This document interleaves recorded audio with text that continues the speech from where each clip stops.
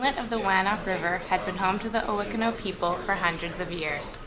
All of that time they had enjoyed many good salmon runs. Everything changed though when almost a dozen canneries opened on their river in the 1800s. Every summer it would be swarming with workers collecting fish. Although not all was bad, the canneries actually provided a lot of jobs for First Nations. They were so valued because they had been fishing that river forever and their age-old skills were perfected.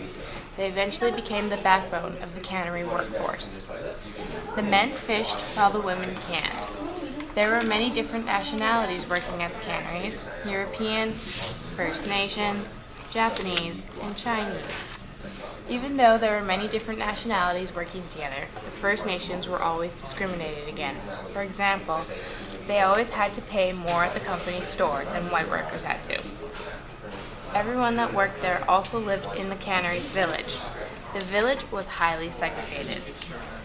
Going to the canneries in the summer was always a family event. Whole First Nations families would travel together, relatives and friends.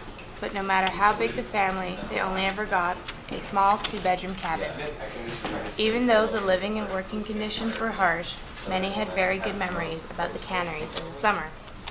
It was an opportunity for many different First Nation families and tribes to exchange cultural and social information. The canneries had always been a good source of income, but in the 1930s, the canneries started to replace workers with machines. Also, they modernized their fishing techniques so they didn't hire as many fishermen. Eventually, there were only a couple large companies on the river.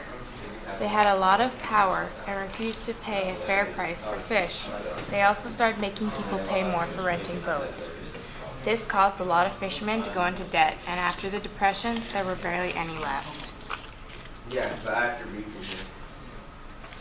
The workers needed more money, so they went on a lot of strikes, none gaining results. But by 1934, the Fishermen and Cannery Workers Industrial Union was finally more organized, and it was ready to act. And in the June of 1936, they tried to close down the canneries on the river inlet. This was called the Fraser River Strike. The strike was more important because it proved that workers on different backgrounds could work together towards a common goal. It was one of the first times something like it happened. It also showed that the workers had power and that the employers had to start treating them more fairly. During this strike, the First Nations had agreed to help the other workers gain more rights and fight for higher prices for their fish. For a while, everything was good. People were getting along.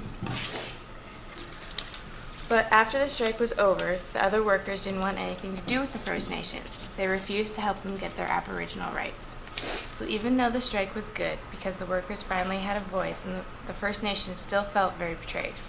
After the strike, the conflict between the non-First Nations and First Nations just got bigger.